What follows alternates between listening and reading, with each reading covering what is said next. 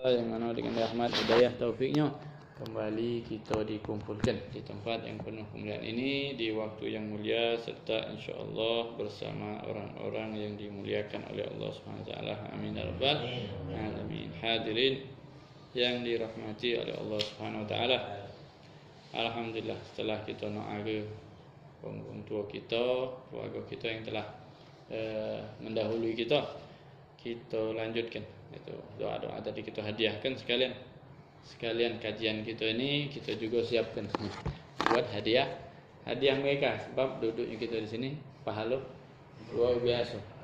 Selain daripada doa dan Quran yang kita baca juga majlis ilmu ini punya kedudukan di sisi Allah Subhanahu wa taala yang dengannya kita diberi pahala dan kita juga niatkan biar dapat juga pahala sebab mereka yang dahulu kita sudah ada jasa ngadokan kita dan memfasilitasi kita. Jadi ya semoga apa yang kita lakukan ya, dapat mereka juga dapat pahala atas apa yang telah dikerjakan. Lanjut kita daripada kajian fikih. Sebelumnya baru kita lalui 10 Muharram ya. 10 Muharram seminggu jatuhnya. Jumat baru malam Ahad ini atau 8 hari lah ya. 8 hari Masya Allah itu hari besar, hari luar biasa yang dimuliakan oleh Allah Subhanahu wa taala. Dan kita semoga dapat diberikan taufik kesempatan untuk mengamalkan amalan-amalan yang dianjurkan di hari tersebut dan semoga yang kita amalkan mungkin dari puasa, dari santunan anak yatim banyak gencar di hari tersebut. Semoga kita tidak diharamkan keberkahan daripada hari tersebut. Sekedar mengingatkan bahwa banyak acara kita nih. Di sepanjang tahun banyak kegiatan hari-hari besar Islam. Jangan kita lewatkan. Kalau lewat gitu. Bagi bagian darinya. Alhamdulillah. Balik ke kajian kita. Pembahasan fikih. Wuduk selesai tak? Selesai. Wuduk kita selesai sudah kita baca. Selanjutnya masuk kepada sunnah-sunnah wuduk. Yang kemarin sudah masuk belum kita ke sunnah-sunnah wuduk? Belum Sudah sebagian. Ayo ini tandonya lupa cabut semua. Jadi masih di sebelumnya. Berapa banyak sudah masuk? Sampai mushaf telinga kemarin 15 sudah? Sudah. Rasanya? Sudah tahlil al-lihyah al-kathifah. Terus kemarin juga rasanya sudah menjelaskan perbedaan antara jambang sama jenggot yang tebal, sama yang tipis. Yang untuk fardunya, untuk kewajibannya kita langsung masuk ke sini Untuk fardu kewajibannya kita kalau jenggot atau jambang yang tipis kita wajib sampaikan air ke dalam kulitnya. Tapi kalau itu yang tebal syariat meringankan cukup bagian atas atau diistilahkan di kitab itu dohir, bagian dohir daripada jenggot atau jambang itu cukup baik untuk sebatas itu. Nah sekarang yang disunahkan dari situ kalau memang cukup lohirnya baik tapi ada kesunahan yang hendaknya kita lakukan. Itu takhlil katanya. Takhlil menyela-nyela agar dapat galuh cucian daripada air yang ada walaupun tidak wajib bagi yang tebal. Tapi disunahkan dan ini dikecualikan bagi wong yang sedang menjalankan ihram atau dengan kata lain muhrim. Muhrim apa mahram? Muhrim bukan lawan jenis, bukan. Muhrim adalah orang yang berpakaian ihram. Kalau yang lawan jenis yang bukan mahram namanya, bukan muhrim. Nah ini dikecualikan Untuk yang menyela-nyela tadi dikecualikan, tidak disunahkan bagi yang muhrim yang sedang berihram. Kenapa? Takut lepas, ada yang lepas daripada bulunya. Sedangkan bulu ini kalau rontok atas kesengajaan kita mengakibatkan harus bayar dan denda atau dam.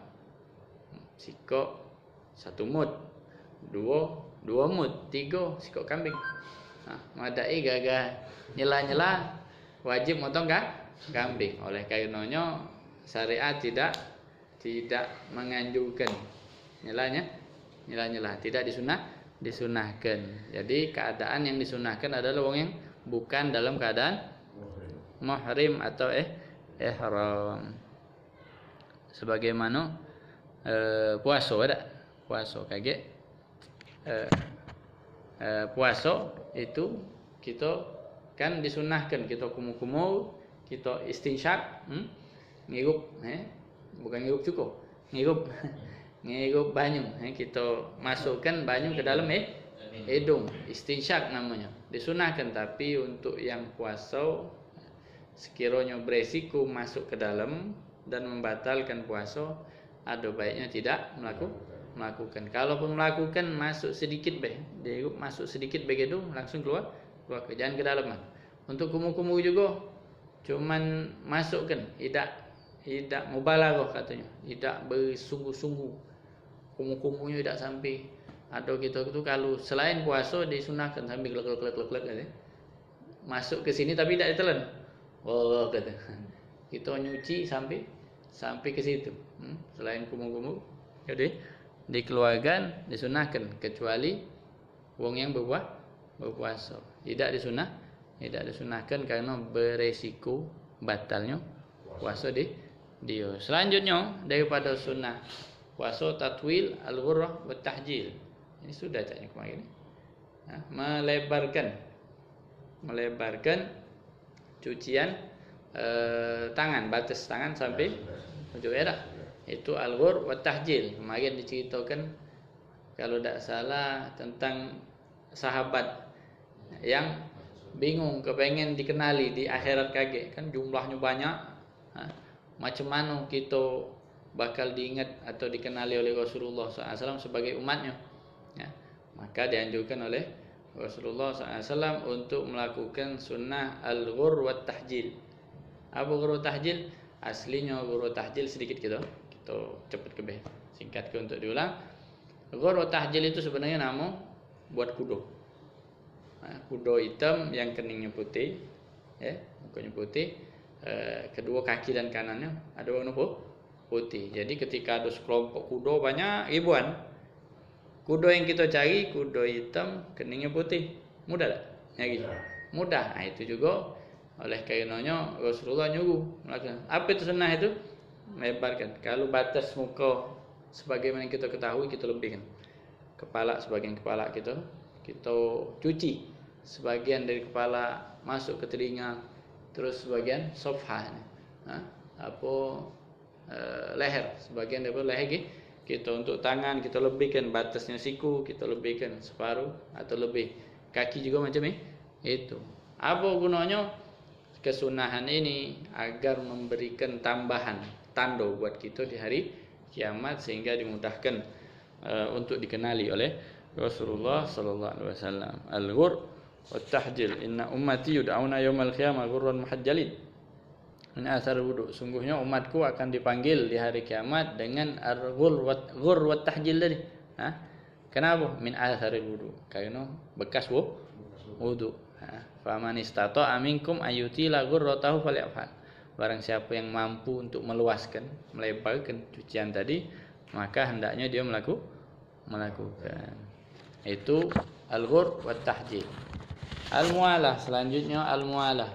Mualah itu terus menerus, tidak terputus-putus di dalam melaksanakan wudu, dan itu rasanya jarang kita lakukan.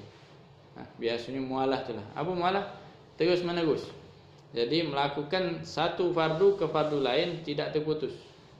Tidak kita sela atau jeda dengan kelakuan yang lain atau perbuatan yang lain. Biasanya kita genap 6 fardu sekaligus. Kecuali ada keadaan mungkin keran mati. Ya tak? Baru nyuci, niat cuci muka, nak nyuci tangan, kecil. Nah, habis banyu. Otomatis pindah nak nyari banyu tak? Nah, itu artinya terputus. Ya, kalau katik sebab itu makruh hukumnya. Misal-misal ke, nyuci muka di kamar mandi sini, nyuci tangan depan, nyuci musab kepala sebelah mana kayak gitu.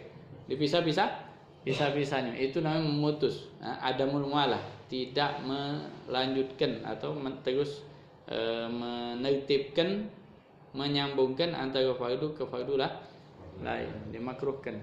Tapi sah. Kalau datang nyengnya katanya, sudah anten-anten nunggu ini katanya. Wudunya sah. Atau mungkin tadi terjadi karena sebab tadi, karena sebab air mati tadi. Terus yang mana Ustaz? Jadi pas nyuci muka putus. Nak di tempat lain nak lanjut ke cuci tangan, apa ulang lagi? Ada mungkin umumnya ulang lagi be. Tidak lemak rasanya, tapi tidak sebenarnya sah. Sah, lanjut, tidak apa-apa. Yang penting tidak melakukan hal yang membatalkan wudu. Selama tidak melakukan hal yang membatalkan wudu, maka sah baik. Sah baik. Dan batasan dianggap terus menerus tidak memisah antara fardu ke fardu lain. Apa batasannya? Batasannya ketika kita nyuci muka belum kering, sebelum muka kering dari air, tangan sudah kita cuci. Itu batasannya. Artinya ya lumayan lama itu nak nunggu kering muka. Ada sampai itu al-mualah sunnah dan itu jarang kita tinggalkan, selalu kita lakukan, ya tak? Selanjutnya tarkut tansyif. Daripada sunnah meninggalkan. Ini sunnah bukan melakukan tapi meninggalkan. Apa itu? Tarkut tansyif, meninggalkan ngelap. Ada sebagian, ya tak? Dilapinya. Jadi habis wudu, sedangkan wudu fadilahnya setiap tetes itu ampunan. Ampunan dari Allah Subhanahu wa taala. Jangan dihapus menunjukkan kesan dia tu macam risih. Padahal pahala yang ngalir di badan kita. Ketika kita musab atau ngelapnya, seakan dikatakan oleh ulama yusbih at-tabarri minal ibadah. Seakan-akan dia macam risih, macam enggan dengan ibadah tersebut. Padahal fadilahnya luar biasa. Banyak yang netes dari gitu. Kalau kita sekali melakukan tetesannya sekian jumlahnya. Kalau kita 3 kali sekali musab, nyuci 2 kali, 3 kali, tambah banyak tetesannya keluar, maka tambah banyak pahala. Dikecualikan apa? Kalau misalnya hari dinginnya mungkin, apalagi di mana? Kalau di Palembang nih, Pegalang gede, itu gunung Dempo Gunung Dempo, itu pantai. Nak wudu, ada kawan sekali pernah dia tak tahu kita nak solat rencana pas lagi dakwah ke Pegalang, siang itu, tengah hari, nak solat zuhur di pucuk kan, jalan nanti nunggu sore nak jalan balik ke pucuk dingin, masya Allah, termasuk dinginnya bisa dikatakan ke siang hari itu. Jadi yang wong setempat yuk tahu kalau nak wudu, nak nyaman di bawah baik di pucuk. Jadi kita tinggal datang ke mushola solat. Yang sikok ni tak siap, ada kawan ni dan ada hajat juga dia, ada hajat sampai di sana, sampai di pucuk nyari mana ini WC kata dia, WC di situlah terjaga oleh.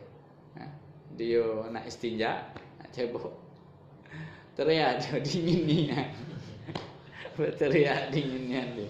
Kagetlah dia omongkan siap-siap, jangan sampai ada butuh air ke pucuk. Dah tahulah sudah macam itu, kau wuduk pulo jadi wuduk pulo.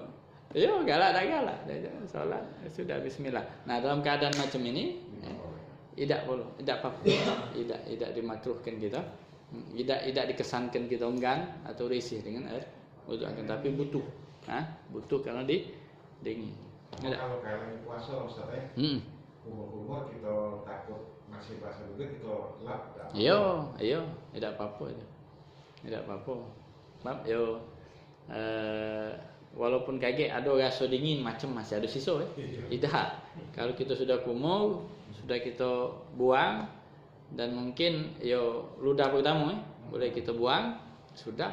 Memang tabiatnya mulut kita basah terus. Jangan dirasuk ini caknya banyu nih. Ada orang macam itu ragu nih. Ini masih banyu itu. Takut batal ludah terus. Ada lebih ya. Ada lebih. Tidak. Kayak dingin. Tadinya raso itu cuman raso dan itu bisa dikatakan cuman ini hadisun nafas katanya. Ucapan hati iya banyu dah. Tidak sudah. Kalau sudah kumuh lepas Yakin kalau kurang yakin tadi ludah yang pertama yang kita keluarkan itu sudah muang dan bibir mungkin kalau ada sisa dilap baik jago jangan sampai kayak ada banyu ada cuma setetes mat batal ya rugi segelasnya ada kepalang jangan setetes itu tarku tansif makruh melakukannya dan sunnah. Jadi kita tidak melakukan ngelap, kita dapat pahala sunnah. Itu banyak sebenarnya pahala-pahala yang tidak kita sadari kita melakukan ibadah tersebut. Tapi kalau kita niatkan malah bertambah, bukan jadi kebiasaan tapi jadi ibadah. Macam kita pakai baju ini kita nutup aurat ini ibadah. Jangan dikira cuma kewajiban pahalanya besar dan itu merupakan ibadah. Jadi sadar tidak sadar kita nutup kan mungkin karena malu di antaranya juga ibadah. Kita melakukan kewajiban dan nutup aurat bukan pilihan, wajib. Ada yang nganggap pilihan. Dia nganggap pilihan aku nak nutup. Ngaso malu mungkin atau siwai di bembang nak nutup bel dan banyak berlakunya di perempuan ini perempuan tiba dasarnya dibuka iyo itu ada lagi pakai jilbabnya kan nutup aurat wajib rambut termasuk pakai jilbab buat apa kalau nak ke pasar dadak-dadakan biar tak payah ngerapi ke rambut deh pakai gini alasan dia nutup pakai jilbab biar tak payah ngerapi ke rambut langsung nutup nyatonya tangan pas naik motor dah tangan ini di sini kaki sampai dengkul pakai jilbab deh mana aja cak mana pakai jilbab kan jilbab kita aurat perempuan kan muka kecuali muka dan telapak tangan itu pun sebenarnya pendapat kedua. Kalau pendapat yang paling atas, paling kuat galu-galu.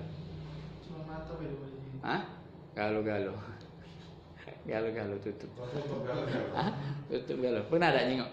Ada yang nutup? pernah Itu pernah satu Pikas Nugi pernah. Ditanya di Gadiu. Ustaz, itu awal mula, itu mungkin sekitar tapi tipis, bahan tipis, tembus, merawang. Macam kaca riben dia. Di orang luar tak bisa nyingok, dia bisa nyingok. Macam kaca riben, cak di mobil. Dia bisa nyingok orang luar, tapi orang luar tak bisa nyingok dia. Pakai kaca riben tadi. Itu ada kainnya ini tipis karena dekat kan gelap. Yang di dalam tak kejingokan, tapi dia bisa nyingok luar. Nah, sekali mungkin rasanya lama dalam 15 tahun yang lalu mungkin di radio Ustaz Taufik Asnuri kan ngisi dan itu di 2000 kepucuk dikit lah baru gencar baru banyak baru mulai ada yang maki macam itu ditanya ke Ustaz Taufik Asnuri Ustaz macam mana Ustaz ada sekarang ni wong hitam galau-galau ketutup galau-galau itu paham aliran baru apa cak mano kata penanya ini di radio ini tadi dijawab oleh satu Taufik Asnuri itulah yang benar itulah paham yang benar syariat yang sebenarnya cuman menyesuaikan wilayah kita Indonesia ini dengan kebiasaan yang kita ketahui ada pendapat ulama setelahnya yang ngatakan cukup nutup seluruhnya kecuali wajah sama sampai pergelangan sampai pergelangan tangan macam di sholat macam di sholat itu kedua itu tingkat kedua. Kalau yang kuat nih kan itu yang nutup galau. Walhasil itu termasuk yang dipraktekkan oleh Sayyidah Fatimah. Sayyidah Fatimah itu diungkapkan ke beliau oleh beliau bahwasanya sebaik-baik perempuan itu yang tidak melihat laki-laki dan tidak dilihat laki-laki. Dan memang ini kodratnya seharusnya kodratnya perempuan itu di rumah. Di rumah tidak keluar. Itu yang yang memudahkan menyesuaikan kalimat anaknya Rasulullah SAW, Sayyidah Fatimah. Sayyidah Fatimah itu dijadikan patokan kalau kita laki-laki nyuntuhnya ke Rasulullah SAW. Untuk perempuan siapa? Sayyidah Fatimah. Mewakili perempuannya Sayyidah Fatimah. Nah banyaknya kodratnya itu. Karena keadaan, lingkungan, zaman, macam-macam yang mempengaruhi, yang semakin pacak mendekati, baik, baik. Walhasil tadi tu nutup aurat. Kemana kita nih? Pacak berlari ke nutup aurat. Ibadah jadi ibadah yang tanpa kita sadari itu ibadah. Jadi ada baiknya kita pas maki baju, berniat kita niatkan ibadah. Nutup kewajiban memberdayakan rasa malu, sebab macam barang antik sekarang ni rasa malu. Makanya kita yang berjuang jago malu-malukan itu tadi perlu diberdayakan macam ini binatang langka harus dijago, jangan sampai hilang. Diberdayakan niatkan untuk berjuang sama yang menjaga akhlak daripada syariat, wajib ibadah nutup dan melakukan perintah Allah Subhanahu wa taala dan lain-lain lah. Intinya itu ibadah yang tanpa disadari berpahala gitu dalam menutup aurat. Apalagi sekalian kalau nak misal ke tempat solat kita berniat berhias dalam artian rapi-rapi gitu untuk menghadap Allah Subhanahu wa taala. Semakin rapi gitu semakin bernilai di hadapan Allah Subhanahu wa taala. Itu tarkut tansyif tadi, meninggalkan ngelap. Adapun ini sedikit cerita katanya itu. Sebab kenapa wudu itu ada anggota-anggota khusus. Ada riwayat di sini. Ngapa wudu itu cuman nyuci muka, nyuci tangan, ngusap kepala, nyuci kaki. Apa? Ada yang menyebutkan bahwasanya diriwayatkan bahwa Nabi Adam, sebabnya Nabi Adam itu Abul Bashar, ayahnya manusia. Ketika terjadi kesalahan pada Nabi Adam, beliau makan buah huldi gitu, buah tipuan iblis, tidak menghadapnya bertatapan yang terjadi kesalahan pada waktu itu, yang menghadapi muka. Tawajjah ilaiha biwajhi, menghadap kesalahan tersebut dengan wajah. Maka kita diperintahkan untuk mencuci wajah. Kemudian ngambil ke tangan. Makanya kita disucikan tangan. Itu riwayat. Kemudian ngapa ngusap kepala? Dikatakan daun-daun daripada buah tersebut ada yang menyentuh kepala Nabi Adam. Makanya diusapkan masad warakatu minasyajar ra'sahu fa umirna bimasi. Karena menyentuh kepala kita perintahkan cuma ngusap baik. Kemudian kaki apa? Berjalan ke situ. Menggerakkan badan ini berjalan menuju buah tadi itu. Makanya itu riwayat yang mengatakan hal tersebut. Untuk hikmah, ngapa kita disunahkan kumu-kumu? Kumu-kumu disunahkan katanya hikmahnya biar kita tahu kondisi banyu. Nah, sebab dari mulut kita tahu, dan istinsyak tadi kita tahu aroma banyu, kita tahu rasa banyu, kita tahu warna banyu. Nah, itu dari situ ya kita ketika nak gitu pasti kan banyu ni baik-baik apa tidak. Oh iya kita janji bahas banyu gitu kemarin. Mana? Cuma anak belum mana siap ke. Ya harus di memo apa? Ditulis catatan ini. Harus ditulis ini. Walas ya. Tak apa-apa kita ini lanjut ya. Lanjut biarlah kita punya azan dewe. Ada muazin dewe gitu ya. Ini tidak berhalangan datang. Siapa namanya? Iqbal ya lagi habis operasi. Operasi? Bongkar lagi. Kaki. Oh di pulau. Oh masya Allah. Ini salah dikit. Masya Allah. Lagi istirahat dulu dia. Mudah-mudahan cepat pulih. Amin. Masya Allah. Iqbal.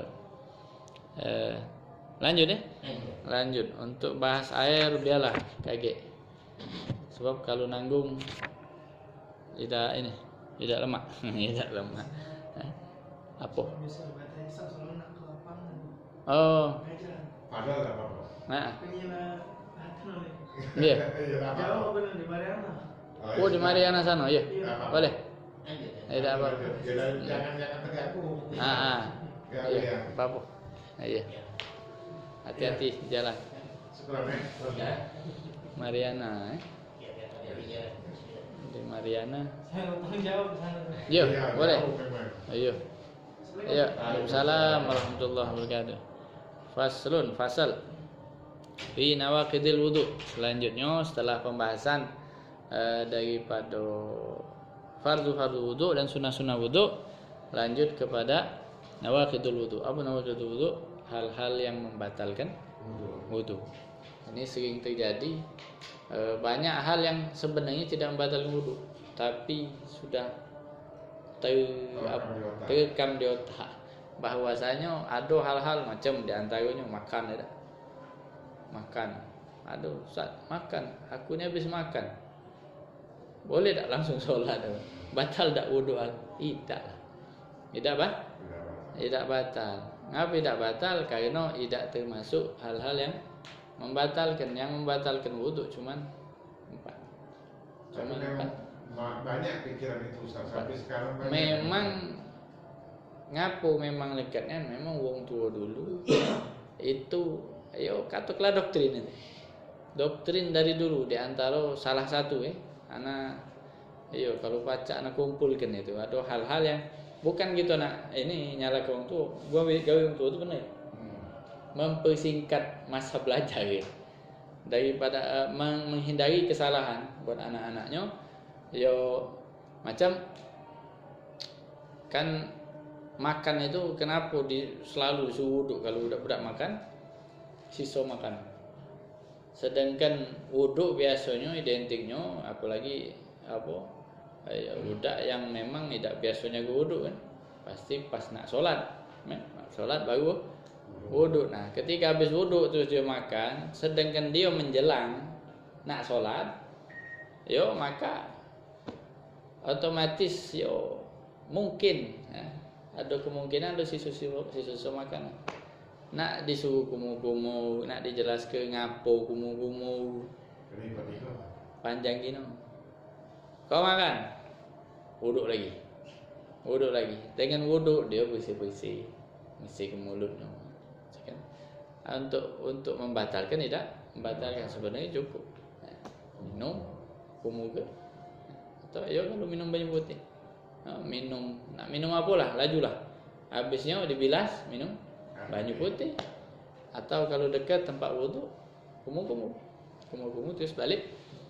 Tahu macam misal majlis majlis habis maghrib ketemu isyak di pertengahan majlis, ada dia ada roti pisau kadang-kadang.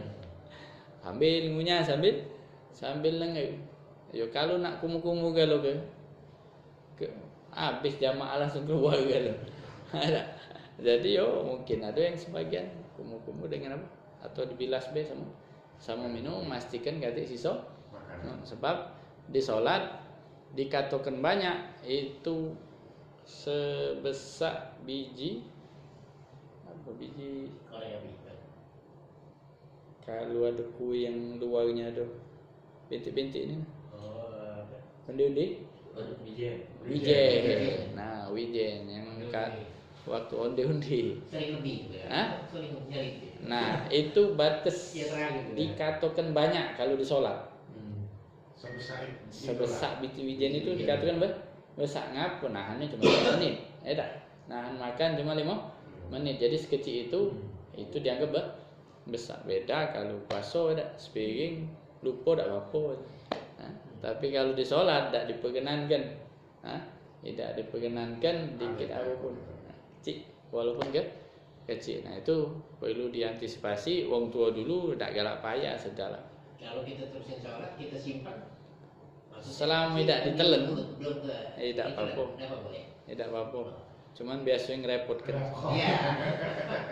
Air radio nih makin banyak. Atau kalau sebab terjadi. itu hebat luar biasanya ciptaan Allah SWT ini. Dia nyingok sesuatu benda asing diusahakan keluar. Termasuk badan kita macam tadi. Kita nak macam Iqbal mungkin misal ada siswa anak pernah ngalami luka di kaki. Nutup sudah kulit. Tapi ada mungkin siswa luka kena beling gitu. Siswa anak mungkin tidak apa? Ada kurang sesuatu lah mungkin yang belum mana keluarkan. Kok masih bengkak? Padahal udah nutup lah. Akhirnya anak berdarah. Anak berdarah. Itu waktu masih di Hadramut itu. Keluar deh. Iya. Anak bersih lagi njuk betadin itu anak tekan bersih lagi. Sudah bersih. Sudah pulih ngerapat lagi. Itu otomatis badan kita ini menolak benda asing. Baik di urusan daging dalam atau macam tadi tambah liur itu usaha badan kita untuk mengeluarkan benda asing yang ada di badan kita. Ya subhanallah luar biasa. Nah itu tadi kalau misalnya ngerepotkan sudah kepalang di dalam. Nah, ya kalau memang ada tisu atau sapu tangan diusahakan keluar, tangan bergerak sekiranya tidak 3 kali berurutan. Nah, itu juga yang perlu dipahami kalau di sholat 3 kali yang dikatakan batas minimal itu berurutan. Jadi artinya nak 1000 kali lah bergerak. Kalau tidak berurutan tidak apa-apa. Tapi kalau 3 kali berurutan selesai deh sholat deh. Nah ini tadi misal kantong ada tisu, baca kita gerakkan ke ujung lidah pas ini dikeluarkan. Kalau bisa dilepehkan itu atau kalau memang harus nempel sehingga tahap masuk lagi sholat. Barang tidak najis. Kalau kita buang ke ini karpet gimana? Boleh baik kalau di rumah itu. Kalau di rumah. Ada yang di situ kan? Kalau di masjid jangan. Iya. Dia berosok lepeh gitu. Kalau di rumah jatuh, tidak apa-apa. Makanya antisipasi tadi. Kalau misalnya kondisi itu di masjid atau di sebelah ruang kaki singgung. Iya. Kalau lagi sholat tak tahu mana dia perhatian apa tidak. Apalagi kalau lagi duduk ngapa lepeh ke sini deh. Jadi masalah lain deh. Najis itu deh. Tidak najis. Makanan tidak najis kan? Iya. Tidak najis. Ludah pun tidak najis. Ludah tidak najis, cuman bahasanya menjijikkan. Ya, untuk menjijikkan kan kalau di masjid dia tidak menajisi tapi ada kesan Risih. kesan merendahkan. Kalau sekarang ini pelecehan. Bahasanya pelecehan. Nah, jadi seakan masjid itu kan masjid kodratnya diagungkan. Kalau kita ngelepehkan macam itu, ya ada kesan kurang ajar sama masjid. Itu juga ini haram ngotori masjid haram. Sebagaimana kalau kita bersihkan dapat pahala. Nah itu diantaranya tadi makan. makan. Tapi kalau umpama kita ada rasa buang angin. Kalau kita tahan, apa dia batal atau lebih baik kita lepaskannya? Enggak, kalau kondisinya di dalam sholat, Ya dalam sholat. apalagi sholat wajib, tahan. Walaupun sebenarnya makruh. Nahan itu. Makruh. Cuman kita kan itu kan banyak hal-hal yang dimakruhkan di sholat itu disebabkan karena dia mengganggu kekhusyuan. Nahan kencing, nahan BAB, nahan angin. Termasuk nahan lapar. Sedangkan makanan lah deket. Aroma lado ya. Nah sholat, makanya ada pernah di satu situasi Rasulullah SAW mendapati ada makanan yang sudah dipagakkan. Cemarin kita awal-awal tidak sudah dipagakkan, kalau sholat dulu makan dulu. Rasulullah SAW menegaskan qadimil asya halal isya, dahulukan asya makan sebelum sholat isya, sebab barang lado kondisi lapar kalau nganggu khusyuan yang sholat Allahu Akbar perut bergerak aroma lado, jadi pikiran bukan sholat tapi kemakanan. Itu makruh. Menahan taukon katanya. Taukon itu rasa keinginan yang kuat untuk makan. Sampai semua itu ngapo? Mengganggu khusyuan. Sedangkan sholat dibutuh khusyuk, bahkan di mazhab lain ada mazhab Hambali wajib khusyuk. Berdosa kalau tidak khusyuk. Dosa kalau tidak khusyuk. Rasanya, tadi tu anak memang jadi kepertanyaan beda daripada muka bab baru, tapi tak apa-apa. Jadi dasar ada empat hal yang bakal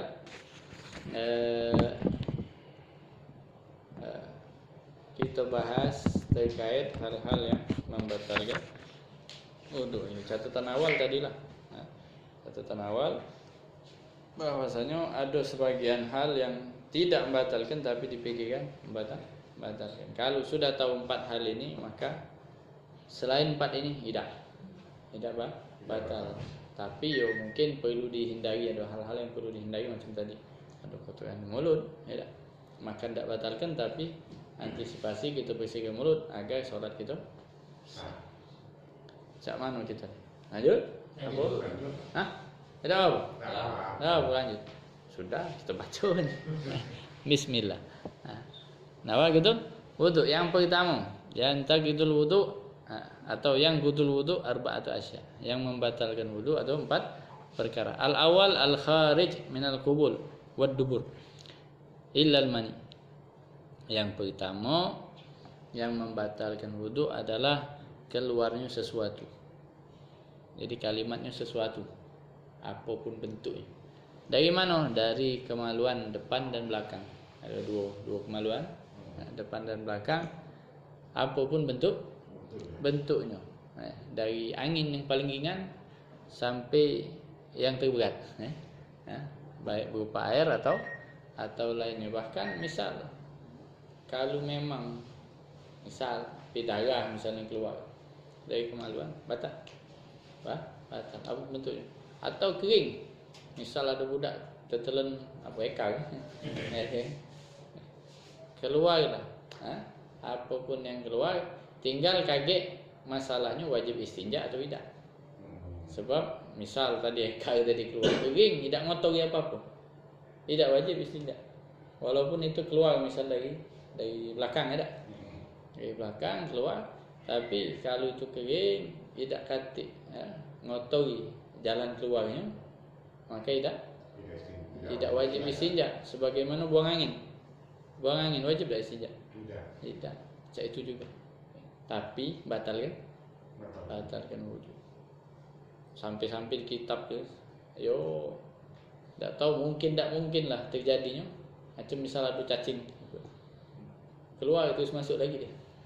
Misal itu gambaran yang mungkin terjadi, mungkin tidak. Allah alam. Mungkin ada yang pernah terjadi gitu. Itu digambarkan saking kan cacing ada yang sebagian yang apa? Yo mak mana yang ini lah, apa? Yo cacing perut namanya. Cacing perut. Kalau terjadi keluar dari salah satu lubang, terus balik lagi, batal wuduk dia. Masih hidup terus balik lagi, terserah. Pokoknya kondisinya ada terjadi keluar, walaupun masuklah lagi. Itu hal yang membatalkan wuduk. Ilal mani, kecuali mani. Nah, macam mana sah? Keluar misal dia tidur duduk, pisau kemungkinan terjadinya tidur duduk, dia mimpi basah, keluar mani. Tidur tu macam mana sah? Ada di nomor 2 lagi. Pembahasannya di nomor 2. Intinya misal terjadi tidur duduk yang tidak membatalkan apa namanya? Wuduk, tapi yang keluar mani. Macam mana batal tak? Kalau yang keluar mani bukan benda lain, cuma satu. Karena kenapa tidak membatalkan? Kata ulama, karena mani itu aslul bashar, sumber manusia, asal manusia dan mulia, terhormat, makanya tidak membatalkan wudhu. Berbeda dengan hal lain yang keluar. Ya kemungkinannya tadi, kemungkinan satu, cuman kemungkinan wong yang keluar mani saat tidak hubungan batal nih. Senggolnya tidak. Ini yang tergambarkan dia junub, dia wajib mandi besar, keluar mani tapi tidak batal wuduknya. Gambarannya cuma sikok. Yaitu ketika dia tidur duduk. Faedahnya apa dia? Misal ada yang berniat datang, Assalamualaikum betul. Yang ada wuduk di sini kunjuk 1 juta sewang. Ada. Misalnya tak. Termasuk tak yang ini tadi? Dia tu tidur. Mimpi basah pula. Basah aja dia. Yang lain juta. Yang ini macam mana? Kau ada wuduk tak sebelum tidur? Tidurnya macam mana? Tidurnya memakin kata dia. Ada memakin, mantap ada. Cuman aku basah kata dia. Mimpi basah. Termasuk dapat. Atau ada yang wakaf ke mungkin? Ada yang wakafkan. Tadi macam tadi yang macam yang berniat tadi. Apa lagi kemungkinan? Hal-hal yang terkait yang pada umumnya dicontohkan di kitab-kitab macam tadi lah. Ada yang berniat atau berwakaf. Macam wakaf kan, wong nak kalau niat basing lah, anjuk payu dah sudah sudah anjuk lah juga. Misal mungkin Tapi kalau wakaf nentukan berhak atau tidak, atau hibah misalnya. Atau tidak. Nah, ada status adanya wuduk walaupun tak banyak fungsinya, mana pacak lagi. Nak buat solat tak acak, junub. Dia junub, tapi ada fungsi lah lain. Atau tadi macam ada yang nazar ke tak?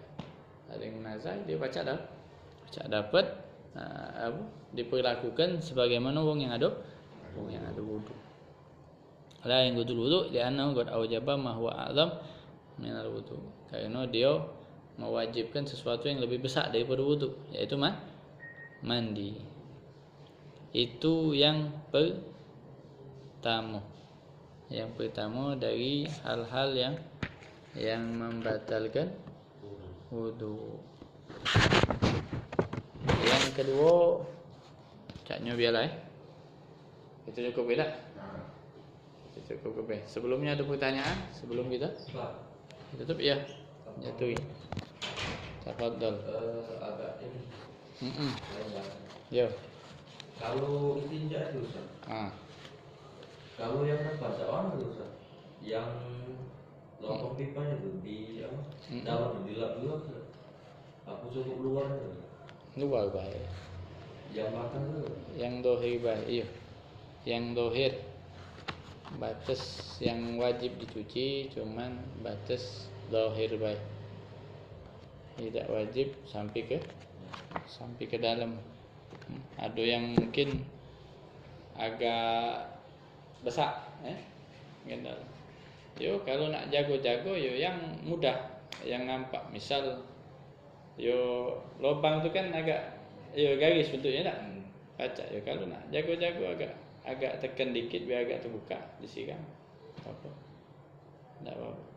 Yo kalau belakang di posisi jongkok itu sudah batas maksimal terbuka. Itu yang wajib. Dan juga kagetnya di batas untuk yang membatalkan termasuk menyentuh. Kaget di akhir di nomor 4 itu daripada hal yang membatalkan wudhu itu menyentuh kemaluan. Menyentuh kemaluan.